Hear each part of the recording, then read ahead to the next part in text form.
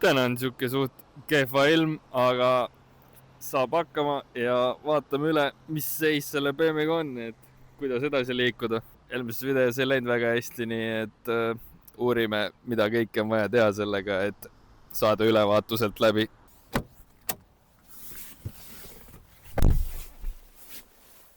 Nagu näha, siis siin on asjad natuke muutunud.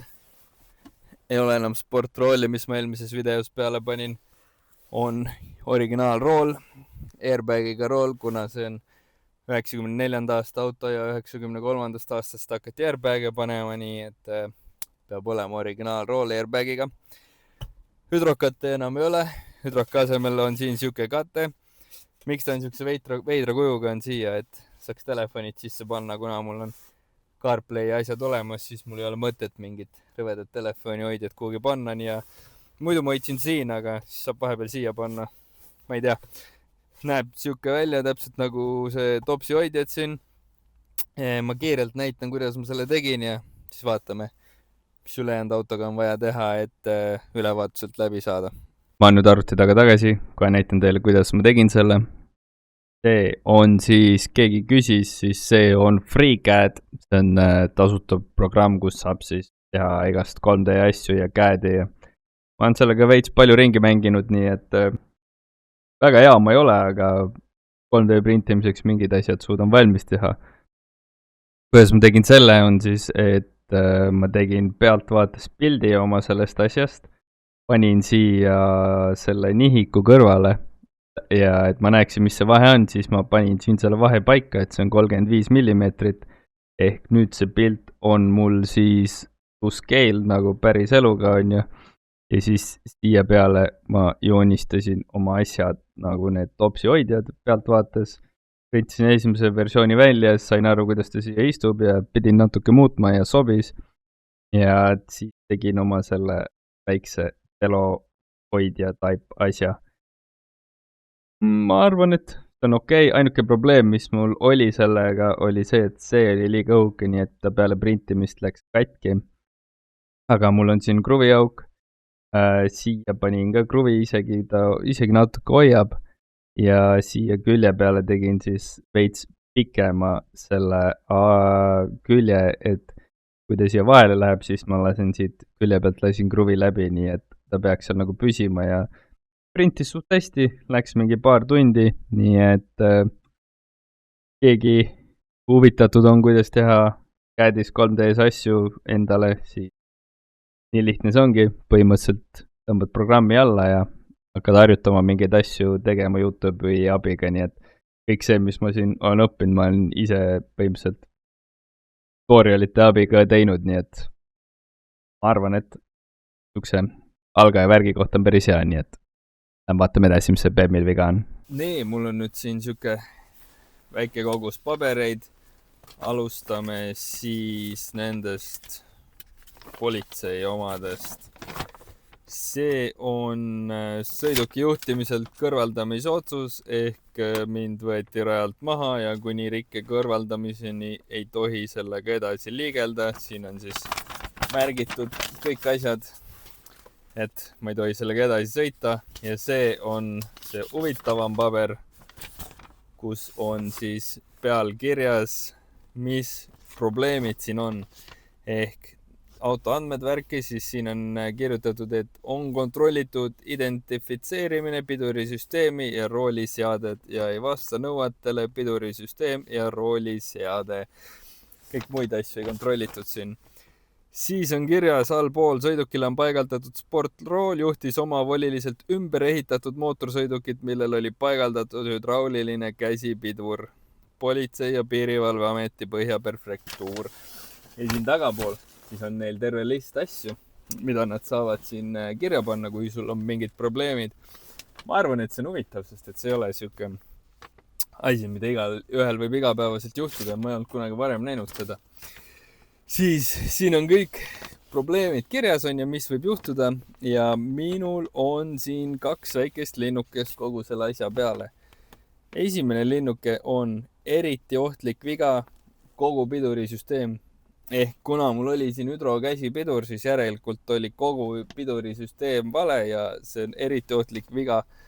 ja allpool on kirjas, et kontrollimisel avastatud ohtliku rikke või puudusega mootorsõiduk ja selle haagise kasutamine liikluses on keelatud. Pärast ohtliku rikke või puuduse kõrvaldamist tuleb liikluses kasutatav mootorsõiduk ja selle haagis esitada erakorralisele ülevaatusele, milleks on lubatud sõita mööda lühimat teed lähimasse ülevaatuspunkti.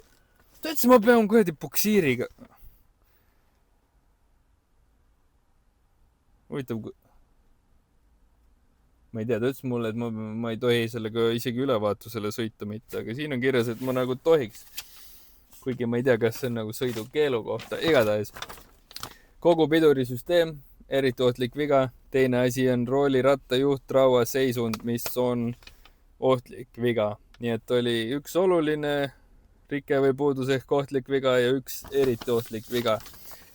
Ja tänu sellele nad saidki mulle panna sõidukeelu ja eemaldada mind liiklusest, aga nagu näha, siis nüüd on probleemid lahendatud ja mul on ka kolmas paber.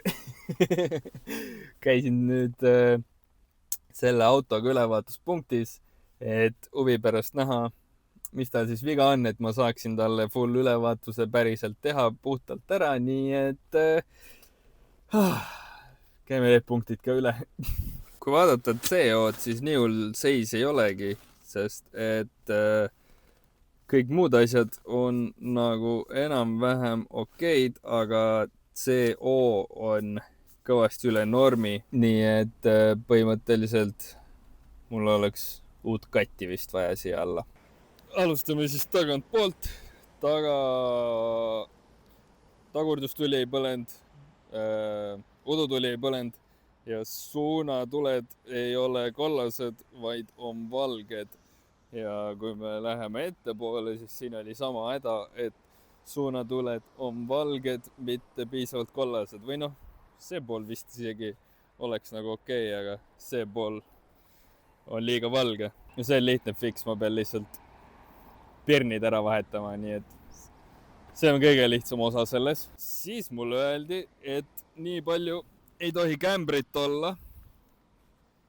Mul ei ole kunagi varem nagu kämbri kohta ülevaatusele midagi öeldud, aga kui öeldi, siis ei tohi olla. See õnneks ei ole hullu, sellepärast et mul on Max Speeding Rootsi coiloverit tulemas, nii et varsti saab coiloverite video ka sellele ja saab normaalse vedrustusele sellele. See kõredi põrkab nagu ma ei tea, mis asi, see on nii jäik ja suht rõve on sõita sellega ja tulevad tagumised kämberiarmid ka, nii et saan ülevaatuse ajaks neid sirgeks keerata. Väljaspoolt oli sellega nagu kõik, siis peale selle oli veel igasuguseid õlilekkeid, nii et piilume korraks kapoti alla, mis seal toimub. Mida ma ise hetkel tean, on, et siit vanuse volla on normilt õline, roolivõim on õline, klapikama isegi ei tundu väga hull, küll kõik on korralikult sitane siin, aga ma arvan, et kui juba vahetada, võiks sellega ära vahetada. Seal allpool on olukord ikka väga õline. Tuleb vähemalt need ette võtta ja ära puhastada. Tohiks hullu olla. Oota, ma näitan seda õhufiltrit ka, siis see on ekstra rõve. Ülimõttetu asi, mida panna, aga eks ma siis leiutan ta kuidagi paremaks. Keegi on pannud siia mingi asja ka ette, et kaitsta teda sodi eest, aga nagu näha, siis sellest pole kasu eriti. Siis muidugi kempi. Kempiga ei saa ülevaatust, nii et kui kellelgi on E36-le pakkuda mulle lahtist diffrit, siis ma olen huvitatud. Ma panen lahtise diffri alla, mõttes see läheb full niisugusesse olukorda, et ma saan taga kuradi puhtalt ülevaatuse läbi. Ohutulede nupp ka vahepeal jamab.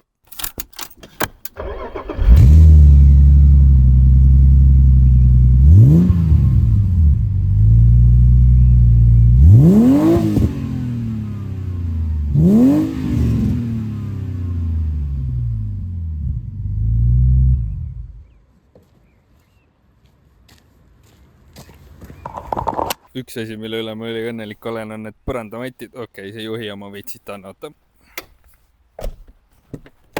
okei, need näevad päriselt paremad välja, kuna see hall on tumedam päris elus, aga need maksid ainult mingi 36 €, nii et ma olen ülirahul nendega, teevad kogu autot vähe mõnusaks ja paremaks, nii et keegi endale ka tahab, siis küsige kommentaarides. Ja viimane asi, mida tahaks seal korda teha, on enda lõbuks on lihtsalt vahetada kõlarid ära, kuna need on praegult väga hullus seisus, nii et kõik need asjad, mida praegult rääkisime, kõik on vaja teha korda, et saaks ülevaatuse teha, nii et järgmises videos hakkame vaikselt tegema, osa asju on juba teel minu poole, nii et peab hakkama jälle autot ehitama. Tegelikult ma veid selle veel ka, tegelikult mul on suht hea meel selle üle. Natuke kurb ainult, et ülevaatus ära võeti, see oleks nagu ainuke vajalik asi, mida mul vaja on. Katuseluugil ei ole tihendit. Siin minu arust käib mingi tihend ka vahel, aga ma täiesti kindel ei ole, aga ma arvan küll. Asi, mis ma unustasin mainida, oli, et tagumised õtsa poldid olid mõlemalt poolt lahti, mis oli nagu korralikult loksusid õtsad. Nii et noh, need lähevad nagu nii kinni, kui ma panen uued kämberarmid sinna taha. Ja esimesed õtsapuksid olid täiesti läbi niimoodi, et esimesed õtsad tulevad ka mõlemad uued.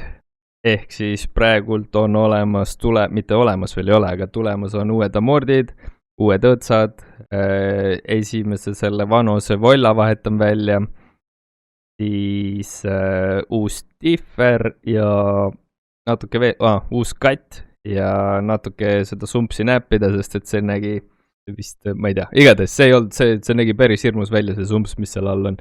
Nii et tuleb uus katt, ehk sumpsi tuleb natuke ümber teha, siis võiks nagu päris hea olla ja võiks nagu ülevaatuse juba kätte saada, nii et väga hull ei olegi seis, ma kartsin tegelikult hullemat, kui ma selle ülevaatuspunkti viisin, aga jah. Praegult on mul siuke plaan, et siis iga pühapäev tuleb kas video või siis, kui mul video jaoks materjali ei ole, siis teen striimi, nii et nii kaua see praegune graafik jätkub, kuni ma viitsin põhimõtteliselt, ehk iga pühapäev siis tuleb kas video või striim ja lühike väike ülevaade see oli, nii et nagu alati, share, subscribe ja näeme fucking järgmine kord. Ma teen oma videot nii kaua edasi.